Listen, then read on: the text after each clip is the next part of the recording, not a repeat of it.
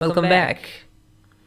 Now, in the last lecture, we studied about conditionals. Like, what if there is a boolean? We can, if that boolean is true, do this.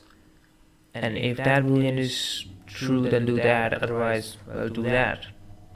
Now, that was just basic if-else chaining. Today, we're going to talk about comparison operators. Now, there are two parts to using the if-else's efficiently. You can use the comparison operators in combination with the use of logical operators.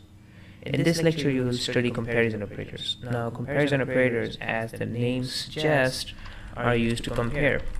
They can be used to compare numbers, strings, and stuff like that. And it's very simple. If I just show you how that works, let's say we are comparing two numbers. Like, let's say I take n1 is equal to 5, and n2 is equal to 10. Now we're going to go over each of the comparison operators one by one. So let's go. First, I'm going to discuss the greater than operator. Now, greater than, as the name suggests, is just telling you whether some value is greater than something or not. I just take a simple variable name and, I use this operator. Now, this thing right here is going to return a boolean. Remember that it returns a boolean. This thing will always return a boolean no matter what happens. And when n1 is greater than 2, it's going to return true, and if it is not, well, it's going to return false. So let's check if our theory is right.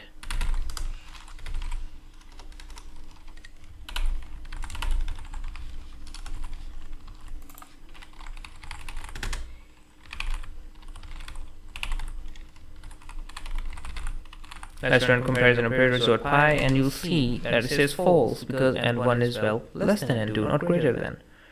Alright, well, if it's less than, let's see if it is true for the less than part. Now there's another operator called the less than operator. And it's very similar. I'm sure that you've studied this in basic math, but where this angular bracket is open, that's telling you that that side is greater, and where it's closed, that means that that side is less. You can just remember that way. So if I show you whether something is less than something, you can just say something like this, and you're going to be like, oh, n1 is less than n2. Cool. If I print this, it should give me true. Check this. And I can go more in detail here and give you some more better examples. For example, we can take any number here. We can say, well, is 83 less than 10? Well, of course not. So it's going to give me false. 120, yes, it is less than that. Pretty cool. Now let's talk about the greater than operator. And we're going to use these in if-else statements. So I'll show you how just in a moment. I want to show you all the operators first. n1 greater than equal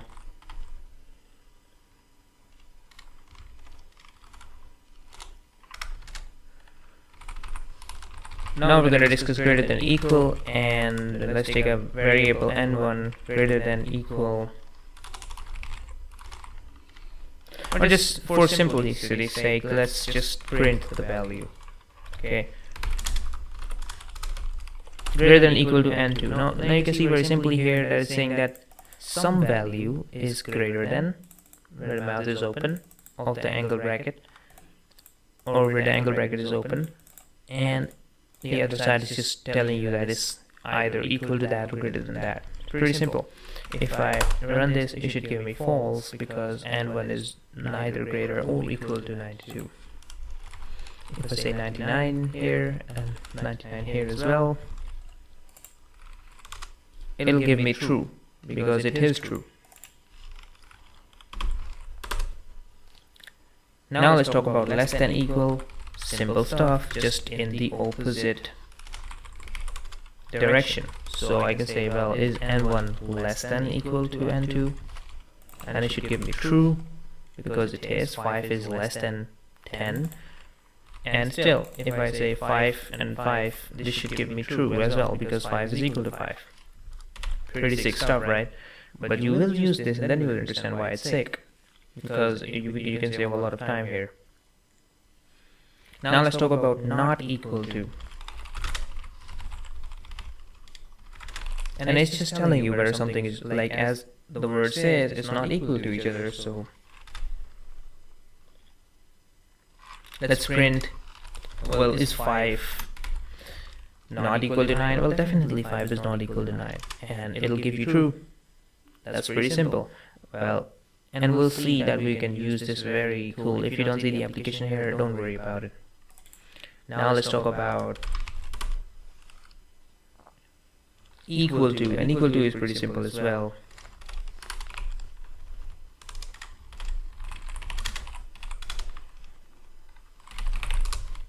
N1 equal to N2. Well, definitely N1 is not equal to N2, but N1 is equal to 5, right? So I can just write it like that and it'll work just fine.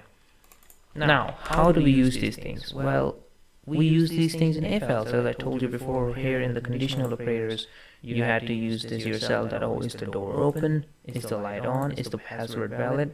Let's take the password valid option and create a program using it, right? Now I'm going to teach you another trick here, or function, very simple. There's a method called input, that from which you can use the input of a user from this console. So let's say I take password from a user, and that, let's say the correct password is 123456, right? And we have this correct password stored.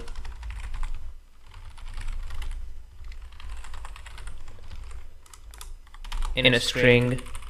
And now what do we do? How do we compare these together? Well, Python can easily compare these two strings together. We just say password is equal to correct pass, then say correct password. And if that is not the case, incorrect password. You see how convenient it is for us to use this now. And if I run this program, well, if I write 123, it says incorrect password, and if I write 123456, it says correct password. You can do other stuff here. You can say, you can even do validation here. Well, if the length of the password is small or short or long, you can allow the user to log in and other stuff, which you will use in real life scenarios. You can compare two lengths together. You can say, well, is the length of the given password, if it is greater than 6, pretty cool, nice length. Too short password, and it'll also work just fine. Let's say 442 is my password, it says too short password, and 12345666, it says, well, nice length.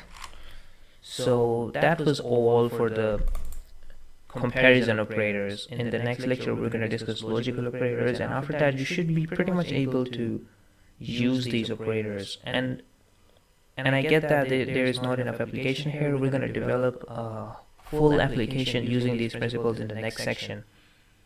So you will be able to understand all these things, and make sure that you do your own projects and exercises that are given alongside. I will try to give you another exercise, but there is nothing much to do here with the comparison operators. We'll discuss this in the next section when the logical operators are done, and then we'll have a good exercise of logical operators. So I'll see you in the next one.